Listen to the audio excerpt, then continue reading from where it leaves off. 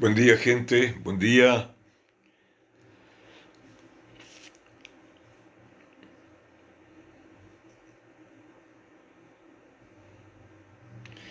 Ahí está. Buen día, Fernando. Buen día, Leticia. Buen día, gente. Yo soy el pastor Joven Noguera. Estoy comenzando el Rompiendo Cadenas de hoy, en una jornada fría, ¿no? Mojada, con pocas ganas de salir de casa y el cuerpo pidiendo quedarse en cama, ¿no? Mucha gente durmió hasta más tarde hoy. Eh, en fin, pero espero que de verdad su corazón esté cálido. Espero que en eh, su corazón esté nutrido de la esperanza y que usted tenga la capacidad de todavía soñar en medio a sus aflicciones, a sus guerras, a sus batallas, a sus tempestades. Eso es lo que marca la vida de alguien que dice tener fe. Comienzo así el Rompiendo Cadenas de hoy. Ya estoy conectado a los micrófonos de Radio Columbia, así que extiendo mi saludo y mi deseo de bendiciones a la gente que hace parte de la audiencia de la Columbia FM 88.5. Mi cariño a Leticia Mendieta por acá presente, Walter Fernández también saludándome, Pablo López, eh, así no lo dejaron dormir esta tarde. Estela Boldrini también me saluda por acá acompañándome.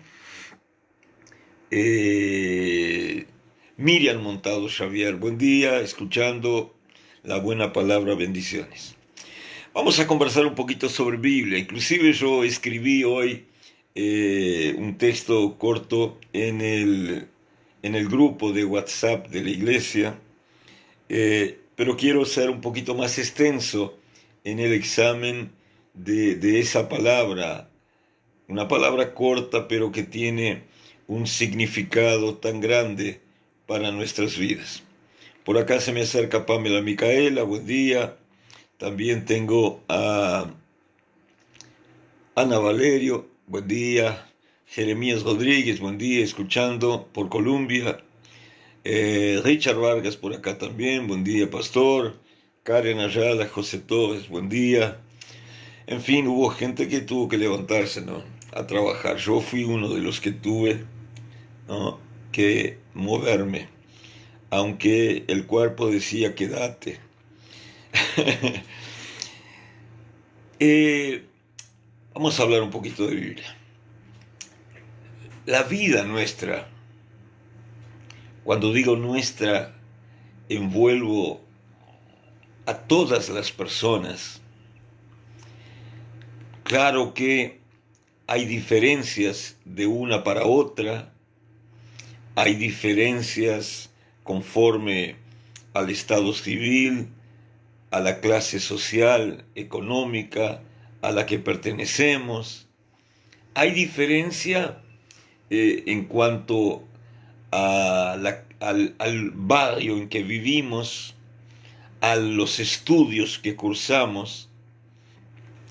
Todos esos son factores que determinan que alguien pueda vivir mejor que otro alguien.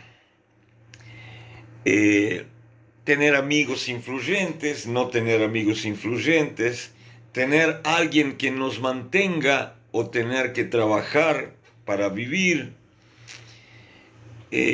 todo eso hace la diferencia.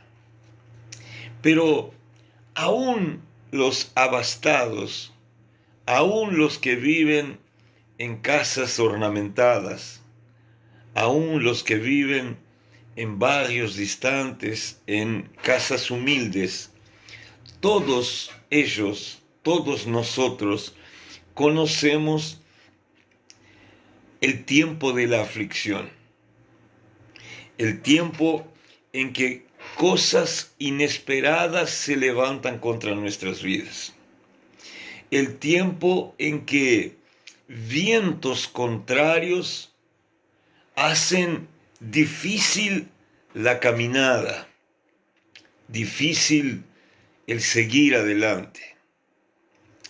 Ciertamente usted, como yo, ya conoció el sentimiento de ser traicionado, de ser engañado, de no sentirse querido, amado, reconocido.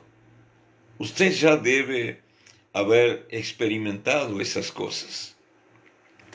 Por acá se me acerca más amigos.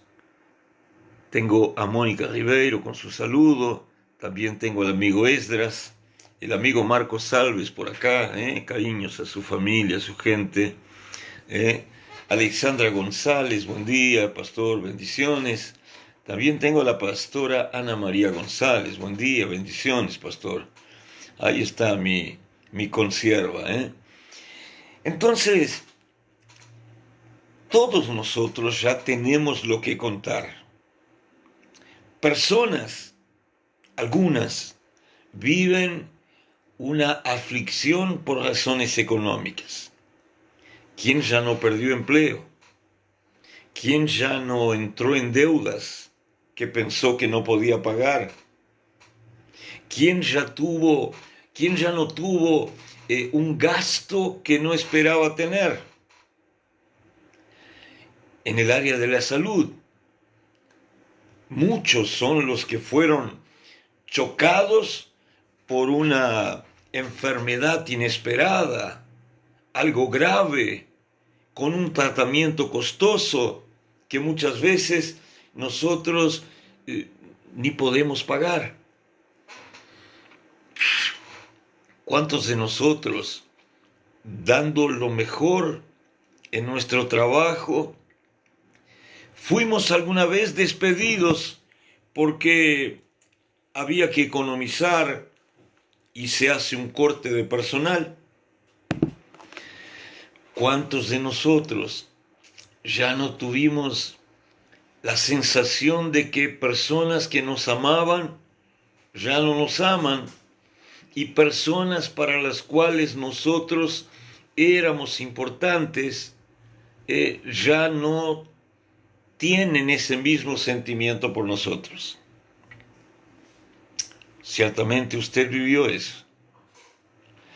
¿Cuántos de nosotros ya no vivimos la aflicción de estar delante de un desafío, de la necesidad de tomar una decisión sin saber lo que hacer? ¿Verdad? ¿Cuántos de nosotros ya no estuvimos delante de un enemigo con el cual no podíamos? Porque a veces uno dice, bueno, si hay que luchar, lucho. Pero a veces uno sabe que el oponente es mucho más fuerte que uno. A veces no sabemos lo que hacer, pero a veces mismo decidiendo luchar, reconocemos la fortaleza del adversario. En la vida existen algunas expresiones que hablan mucho de la dificultad, de la aflicción. Por ejemplo, ¿quién ya no escuchó decir? Nosotros los pastores oímos mucho eso, pero es un lenguaje común en medio a gente creyente, o en gente que ya conoce algo de Biblia, o en gente que alguna vez hizo alguna oración, mismo enfrentando sus malos momentos. ¿Quién ya no dijo, pastor, estoy atravesando un desierto en mi vida?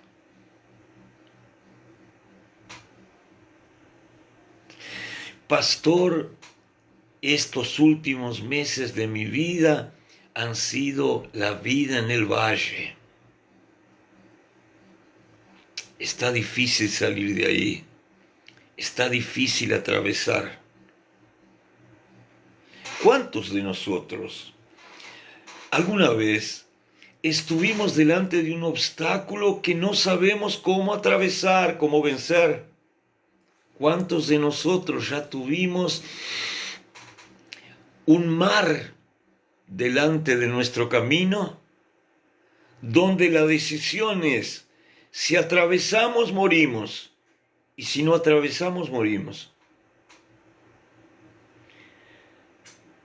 ¿Cuántos de nosotros ya no tuvimos obstáculos en nuestros caminos, piedras de tropiezo, que no estaban ahí, que no eran de ahí, pero que fueron colocadas ahí justamente para hacernos tropezar?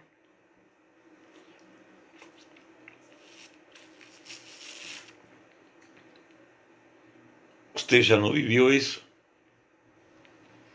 Usted ya no pasó por eso. Y aquel examen que era de rutina, de acompañamiento, y que sale con un resultado malo. Y aquel diagnóstico que solo después de un tiempo, después de lágrimas, después de preocupación, después de ansiedades, se descubre que el médico estaba equivocado. Pero el diagnóstico dijo, tenés cáncer aquí, tenés un tumor allá, tenés un problema grave allí. ¿Cuántos ya no pasamos por eso? De cierta forma, nosotros todos podemos decir, ya probé la aflicción, ya lloré por cosas que parecían invencibles. En algún momento podemos decir, delante de un problema, pastor, yo ya perdí la esperanza. Yo ya perdí la fe. A veces suceden en la vida una serie de episodios malos. Me despiden, me chocan el auto y me enfermo. Y el marido me abandona, la mujer me abandona. Parece que es una secuencia que uno llega a pensar, pero caramba, el infierno está mirándome solo a mí. Usted ya no pensó eso. Ciertamente, con una parte o con otra, o con el todo, usted y yo nos identificamos con esa realidad, con esos desafíos, con esos sentimientos que surgen cuando estamos delante de situaciones como esa, ¿no? Tengo la amiga Susana Olivera, Luján por acá, Andrea Silva, Marcos Salves, el amigo Lucas, tengo a Pamela Micaela, también tengo a Jesse Fernández, a la amiga Shirley, Carol Olivera con Caleb allá cocinando. Todos ya pasamos por eso. Todos ya vivimos un momento en que parece que la fe no funcionó, en que parece que una oración es poco, en que parece que Dios no nos escuchó, parece que el cielo nos dio la espalda. Usted ya no vivió eso. Recién a poco, hablaba con un abogado y él me contaba, nos encontramos ahí y me identificó como luchador de jiu-jitsu y él también es, entonces se acercó a conversar. Yo estaba queriendo tomar mi café y él me decía, usted es pastor. Y me decía, yo tuve una experiencia con un pastor. Yo entré en la justicia con un proceso buscando los derechos de una iglesia. Primera instancia, el juez dijo, la iglesia no tiene razón. Eh, Le dije al pastor, el abogado me dice, le dije al pastor, no, vamos al tribunal, porque en el tribunal ciertamente ganamos. Ese juez decidió mal. Fuimos al tribunal.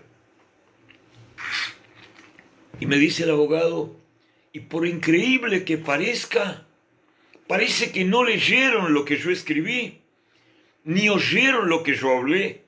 Y el desembargador, el juez del tribunal, decidió en contra también. Y ahí le dije al pastor, pastor, ya estoy perdiendo la esperanza de preservar su derecho, me dijo el abogado. Y el pastor le dijo a su abogado, bueno, cuando el hombre no nos defiende, vamos a tener que apelar a Dios. ¿Hay alguna salida? Y el abogado me dice, y yo le respondí, hay un recurso más. Pero delante de ese grupo de jueces desembargadores que están ahí, ya no creo que voy a ganar. Y el pastor dice, el cliente del abogado le dijo, bueno, entonces usted entre con ese recurso, que ahora yo y mi iglesia vamos a orar para que Dios nos dé la victoria en ese tribunal. El abogado me dice, Rubén, yo fui al tribunal, yo entré con el proceso y yo fui a la sesión en que iban a juzgar ese recurso último, definitivo. Eran 5 que votaban, 2 dijeron no, 2 dijeron sí, había uno que decidía. Ese que decidía dijo no. Yo me agarré la cabeza, dice el abogado. Dice, bueno, perdimos de nuevo. Justo con este que es mi cliente, que es mi amigo, que es pastor, perdimos. Y dije, el abogado dice, y pensé, dije para mí mismo, el abogado me dijo, ni la oración del pastor resolvió.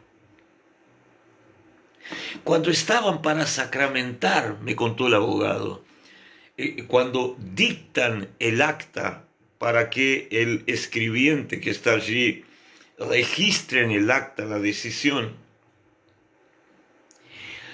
uno de los que había dicho no, de los primeros 2 que votaron, dijo, pensando bien, yo quiero revisar mi postura. Estaba leyendo lo que se escribió acá, que parece que me había pasado por alto, y decidí cambiar mi voto. Yo había dicho no, pero ahora voy a decir sí. Y se transformó el juicio sobre la decisión sobre el recurso, porque ahí el 5.º juez ya no tenía que votar, y la decisión que estaba 2-2 y que propició el voto del 5.º juez se transformó en un 3-1, y mi cliente venció, mi recurso ganó y la decisión fue favorable. Y ahí el abogado me dijo, Rubén, yo nunca vi suceder eso. Tengo 12 años, casi 13, abogando, trabajando en derecho, y habitualmente voy al tribunal y nunca vi pasar eso. Y ahí dije, no fui yo el que gané ese proceso. Eso fue la oración de aquel pastor. Cuando salí de allí le escribí al pastor y el pastor festejó y me dijo gracias. Y yo le dije, no, gracias no, yo ya había perdido. Hubo alguien que cambió ese juicio. Y el pastor me dijo, mi hijo, es Dios Dice su palabra, es Dios el que inclina el corazón del rey para donde quiere, como lo hace con los ríos.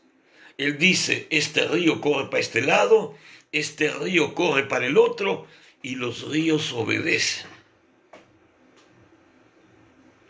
Y me dijo, Dios es bueno.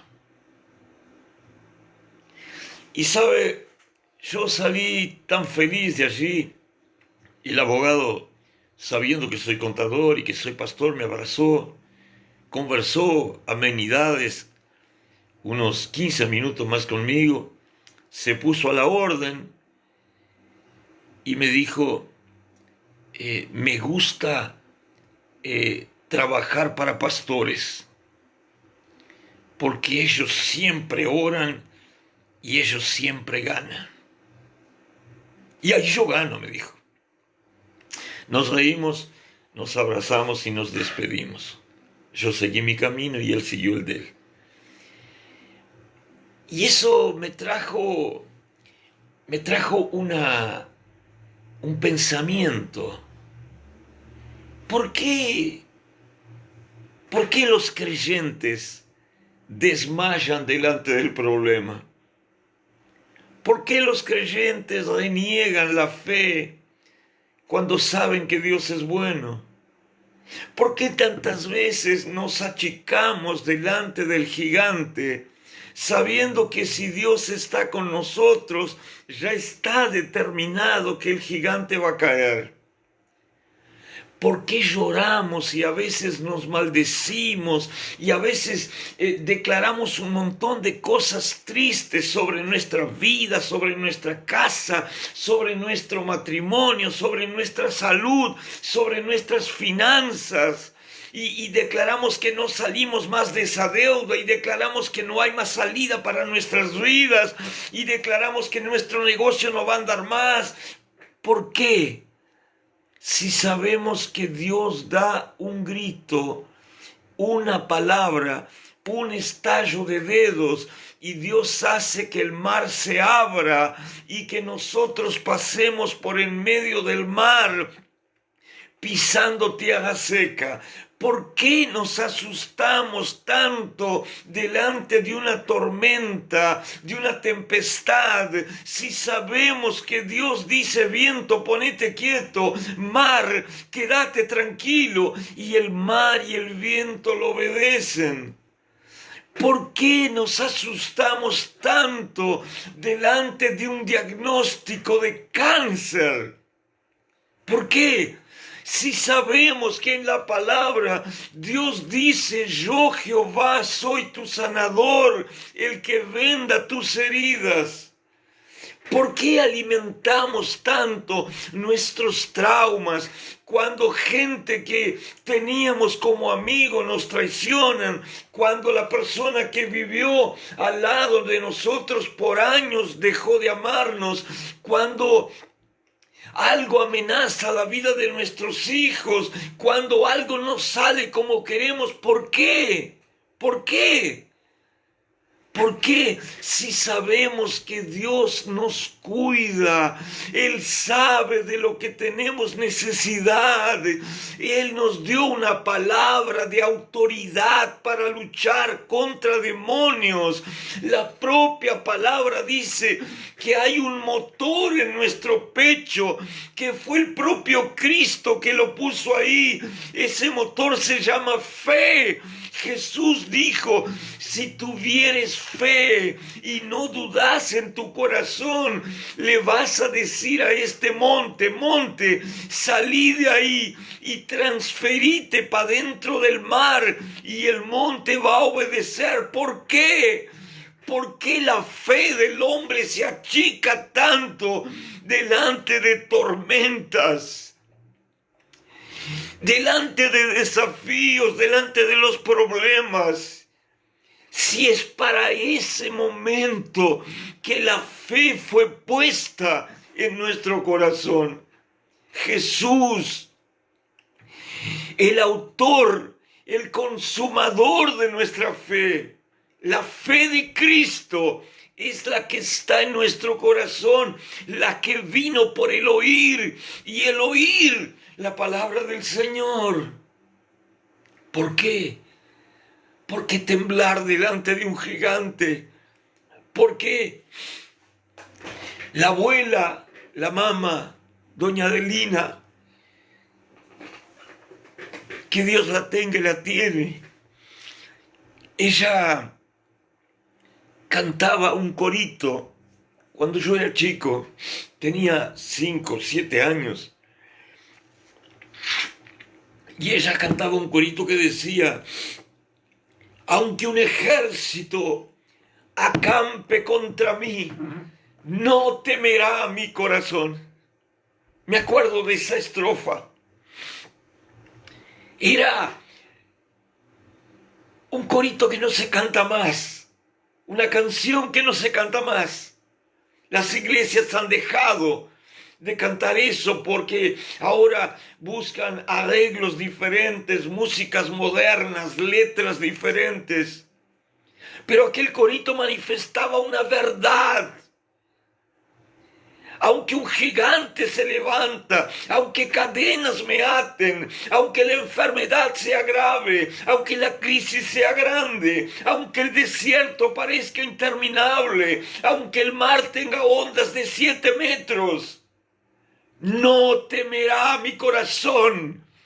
Porque la palabra del Señor me acoge, me protege, y el poder del Señor me libra de todo mal. ¡Eta! Tenemos que aprender a vivir eso. Tenemos que aprender a llamar por el nombre de Dios. No podemos desmayar delante de cualquier adversidad. La Biblia dice que la fe sin obras es muerta. ¿Qué significa obras de fe? No es decir, me voy a comprar una camisa nueva y me la compré. La fe fue hecha para vencer adversidades. El otro día yo escuchaba un gran maestro del jiu-jitsu. Usted sabe que en el jiu-jitsu hay principios que encajan perfectamente con la mentalidad bíblica. Y ese gran maestro ya falleció, pero quedaron las grabaciones y las enseñanzas y un legado gigantesco para sus practicantes. Decía, el jiu-jitsu no fue hecho para ganar puntos. El jiu-jitsu fue hecho para que el débil pueda derrotar al fuerte. Para que el chico pueda vencer al grande. Eso él decía. Y eso es un principio de la fe. Claro que en el jiu-jitsu está la técnica, la práctica, el entrenamiento. Pero técnica, práctica, entrenamiento hacen parte del ejercicio de fe. Yo tengo que aprender a derribar pequeños problemas, entrenándome para resolver grandes problemas. Yo tengo que aprender a orar para que Dios me cure el resfriado, la gripe, la renguera, el dolor en la rodilla, y vivir eso para poder ejercitarme y estar preparado para en algún momento orar por alguna persona contra un cáncer, contra una úlcera, contra un tumor maligno. Pero las personas ya no hacen eso. Las personas ya temen. Usted manda a personas orar por alguien que tiene un dolor en la pierna y van corriendo. Pero cuando usted menciona cáncer, la mayoría de los creyentes, cáncer, como diciendo, no hay quien pueda vencer al cáncer. Jesús ya venció al cáncer. Jesús ya venció todo problema, todo principado, toda potestad y los expuso públicamente como derrotados. ¿Por qué dudar de que con la fe de Cristo podemos llegar a donde hay que llegar? ¿Por qué dudar? ¿Por qué dudar que el mar se abre? ¿Por qué dudar que la puerta de hierro se abre? La Biblia cuenta la historia en que el apóstol fue liberado de la cárcel. Vino el terremoto. Las cadenas se abrieron, se soltaron. Las puertas se abrieron, los fundamentos. Y Pablo y Silas salieron de la prisión llevados por el propio guardia. Pero la Biblia cuenta un episodio de Pedro que también fue liberado. El ángel apareció y le dijo, levántate. Y cuando Pedro se levantó, que estaba durmiendo entre dos guardias, se le cayeron las cadenas de las manos. Y el ángel comenzó a salir por el corredor de la cárcel y las puertas se iban abriendo. Y la Biblia dice que la última puerta, que es la puerta de hierro que daba a la calle, se abrió sola cuando el ángel caminaba delante de él. Y cuando él salió a la calle, él mismo dice, yo pensé que estaba viviendo un sueño, pero era realidad. El ángel de Jehová me había sacado de la cárcel. ¿Por qué nosotros lloramos delante de puertas de hierro? Si hasta el hierro tiene que rendirse a la voz de su creador. Carabashevi andalaya. ¿Por qué? ¿Por qué no ejercitamos la fe? A veces la gente dice, ay, yo quería vivir en la época de Jesús. Amado, había que ser guapo en la fe para vivir en la época de Jesús. En la época de Jesús y post Jesús, en los tiempos de la iglesia primitiva, los cristianos eran lanzados a las arenas para ser comidos por leones. ¿Cómo vamos a querer luchar con leones si nosotros no conseguimos luchar con una gripe, con un cáncer?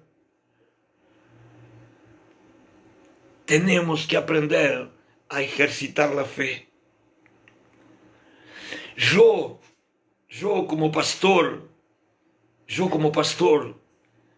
y no lo digo para lucirme, porque no soy yo el que hace eso.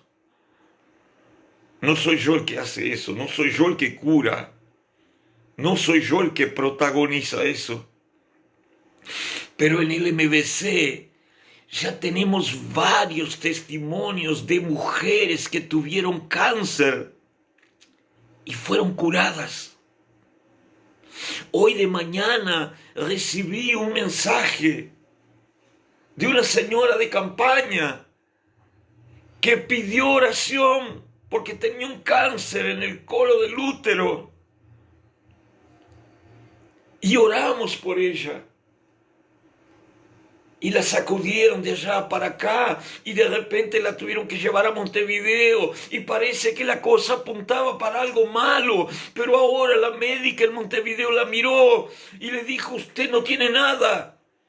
Y ella dijo, no, pero yo tengo un tumor grande ahí, cerca del útero, es algo que dijeron que es grave. La propia médica en Montevideo dice, mija, tu tumor se secó.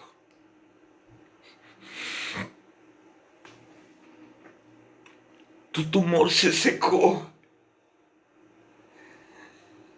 Vea lo que es eso. Ella escribía hoy diciendo, no podía creer, tenía ganas de gritar, tenía ganas de saltar. La médica de los mismos hospitales que me dijeron, es muy grave, usted se puede morir, me dijo, su tumor ya no la mata más porque su tumor se secó. Secarse es algo que Jesús manda. Acá tengo otro testimonio. Judith tuvo cáncer. Recién a pocos días le hicieron la resonancia. Hoy el resultado, resonancia limpia. El cáncer no está más. Jesús una vez habló con una higuera, ¿se acuerda? Jesús fue hasta la higuera, fue a buscar higos y no encontró higos. Y era la época de tener higos en la higuera. Y Jesús dijo: higuera, no tenés higos para darme. Nunca más coma alguien frutos de ti. Y la Biblia dice que al otro día con discípulos Jesús pasó. Jesús ni pelota le dio la higuera. Pero los discípulos miraron y dijeron: Maestro, la higuera que tú le diste tus palabras se secó. Si Jesús secó una higuera, seca un cáncer, seca un tumor, seca un corredor en medio del mar.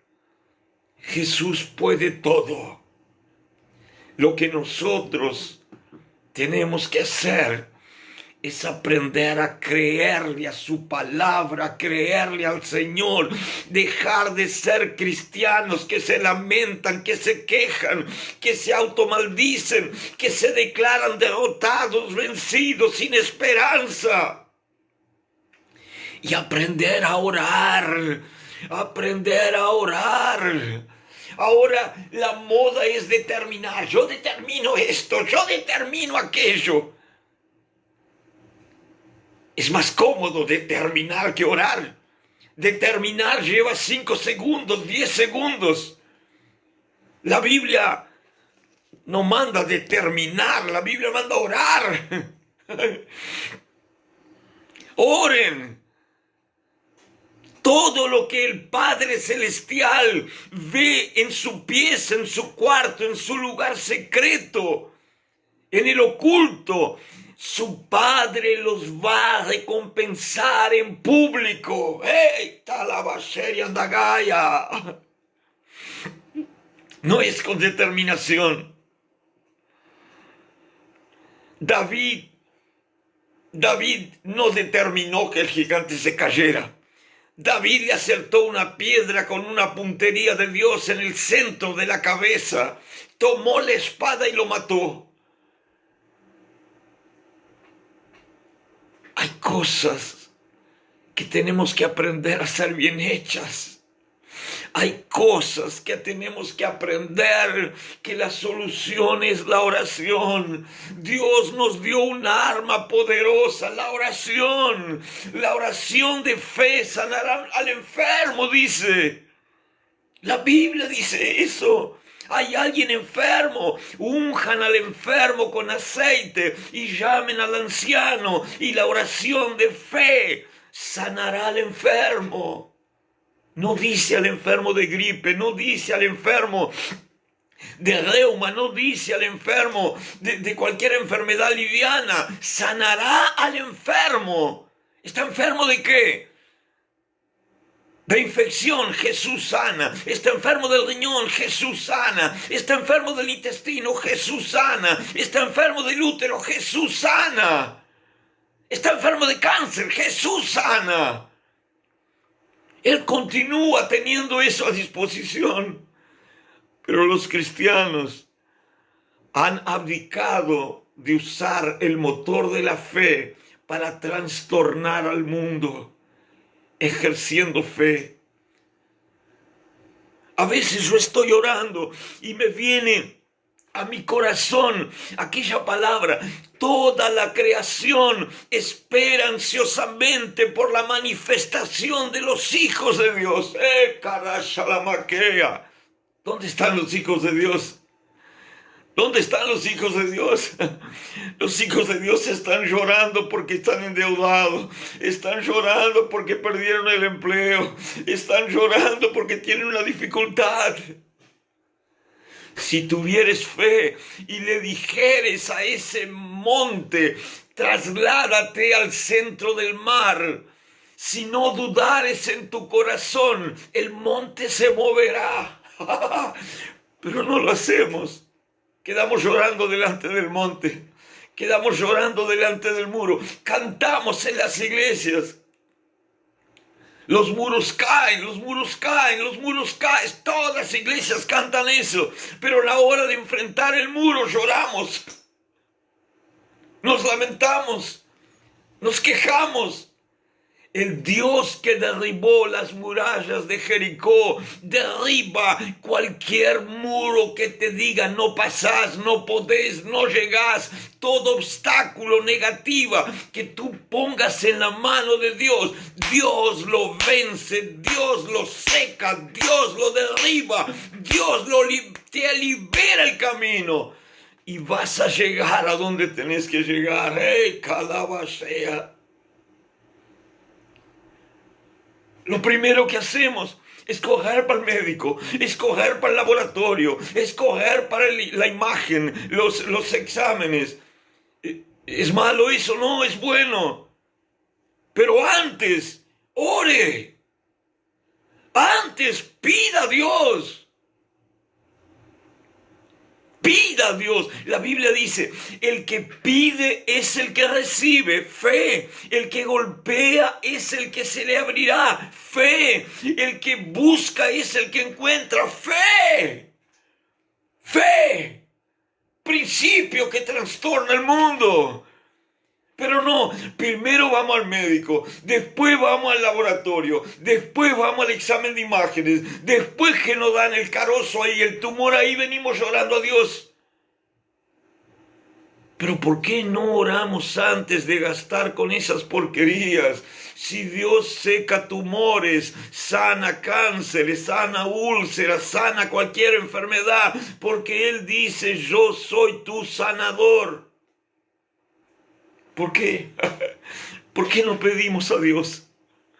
¿Por qué no ejercitamos la fe? Jesús dijo, todo lo que ustedes pidan al Padre en mi nombre, Él lo va a hacer. Pero no oramos. Hay poquísima gente que visita hospitales para orar. Oran en la iglesia, levantan las manos. Pero el mensaje de fe ya no se propaga. Usted convoca en una iglesia que tiene 400 personas y se levantan 2 y yo visito el hospital si usted quiere. Van 2 días, 3 días y no van más. Pero ¿dónde están los que van a entrar al hospital y van a decir, paralítico, levántate y anda? ¿Dónde están los que van a ir hasta el canceroso y le van a decir, tumor, secate en el nombre de Jesús?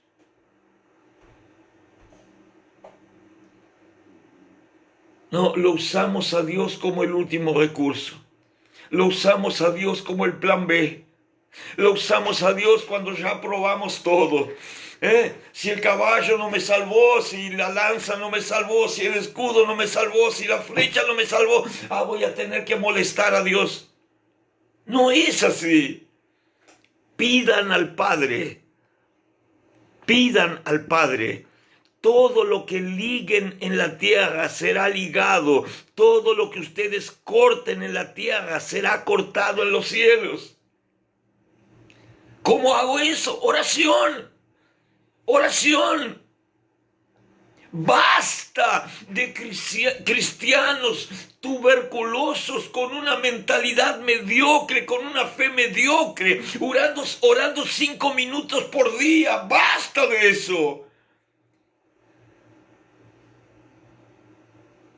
Lo que mueve el mundo sobrenatural en una iglesia, en una ciudad, en una familia, en una nación, es la oración. La palabra nos abraza, nos resguarda, nos cuida. El poder de Dios nos libra, nos salva, nos empodera. Pero la moda es pedir oración, no es orar. Pedimos al médico que nos sane, pedimos al laboratorio que el examen salga bien, pedimos a la empresa de imágenes que salga bien, después pedimos al hermano que ore por nosotros. La Biblia dice que tenemos que orar uno por los otros, pero uno por los otros significa todos tienen que orar. Necesitamos volver al tiempo de la oración. Yo escribía hoy de mañana en el libro de Nahum. El libro de Nahum casi nadie lo lee. Casi nadie lee el libro de Nahum. Pero en el capítulo 1, en el versículo 7, el libro de Nahum dice: Jehová es bueno. Es fortaleza en el día de la angustia. Y Jehová conoce a todos los que confían en él. Mire qué palabra esa. Mire qué palabra es. Dios es bueno. La gente dice: no, voy a ese médico porque es muy bueno. Bueno es Jehová. Jesús dijo: no hay nadie bueno sino el Padre que me envió. ¿Se acuerda? Cuando aquel joven fue a Jesús y le dijo: maestro bueno. Y Jesús le dijo: ¿por qué me llamás bueno? Si nadie hay bueno a no ser el Padre que me envió. Bueno es Dios. Nuestro Padre Celestial es bueno. Los pensamientos de Dios sobre nosotros son buenos, son pensamientos de bendición y no de maldición, son pensamientos que nos cuidan para darnos aquello que nosotros anhelamos. ¿Usted quiere curarse? Ore al Padre Celestial. Usted quiere sanarse, ore al Padre Celestial. Usted quiere ser libre, ore al Padre Celestial. Usted quiere prosperar, ore al Padre Celestial. Usted quiere ser feliz, ore al Padre Celestial. Usted quiere cambiar su casa, ore al Padre Celestial. Ese es el secreto.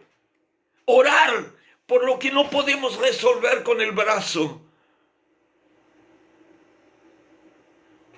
Orar antes de probar otras soluciones. Es el primer plan, es la primera cosa que tenemos que hacer. Porque Dios nunca puede ser tu plan B o tu plan C. Jesús siempre es el plan A, la primera opción, la primera salida, la gran solución. Porque Dios es bueno. Y la Biblia dice: Él es nuestra fortaleza en el día de la angustia. ¿Está angustiado? No importa por qué, ¿está angustiado? Corra para la fortaleza. ¿Está herido? Corra para la fortaleza. ¿Está desesperado? Corra para la fortaleza. ¿Está siendo perseguido? Corra para la fortaleza. No sabe lo que hacer en su vida. Su matrimonio está fracasado. Su hijo está perdido. Corra para la fortaleza. Usted está deprimido. Hay una enfermedad que quiere comerlo. Corra para la fortaleza. Jehová es bueno. Él es fortaleza en el día de la angustia. Ay, pastor, ¿cómo me presento? ¿Cómo digo? Yo no sé. Dios te conoce. Dios te conoce. La Biblia dice: Él es bueno, Él es fortaleza en el día de la angustia y Él conoce a todos los que confían en Él. Yo recibo todos los días decenas de pedidos de oración. decenas, todos los días en mi WhatsApp personal, todos los días. El cáncer, la crisis, la enfermedad, el hijo en la droga, el marido que traiciona, la mujer que quiere dejar, el desempleo. Todos los días yo recibo decenas de pedidos de oración. ¿Sabe lo que yo pienso siempre? De noche, cuando voy a mirar todos los pedidos, yo pienso y digo, si esa gente orara. Si esa gente orara. Si esa gente pidiera lo que me están pidiendo a mí para orar. Ellos alcanzarían testimonios buenos, obras grandes de la fe. Su fe sería fortalecido, ellos serían empoderados y ellos iban a conocer el poder maravilloso de Dios y la bondad sorprendente que Dios tiene para nuestras vidas.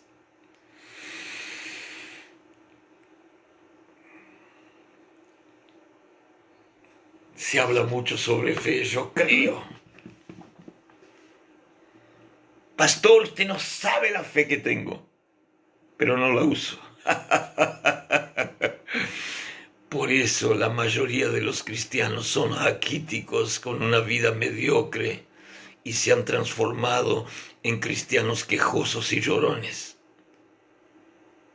Porque tienen las armas a la mano, pero no las usan. La Biblia lo dice, querido. Y yo de verdad le creo en el nombre de Jesucristo. Amén, amén y amén. Que Dios te bendiga. Espero que esto sea un desafío para tu vida espiritual y que decidas poner a Cristo en primer lugar. Él es Rey, y que consigas usar esa arma poderosa de la oración que motiva tu fe para grandes logros, milagros y alcances. Dios te bendiga. Vuelvo mañana al mediodía con un pantallazo más de lo que el cielo tiene para ti. Dios te bendiga. Gracias por el aguante, por estar ahí, y le pido comparta eso en sus redes sociales. No se olvide que dentro de poquito esta palabra está en el canal personal de YouTube del pastor Rubén Noguera. Dios te bendiga, beso grande, nos encontramos, chao, chao.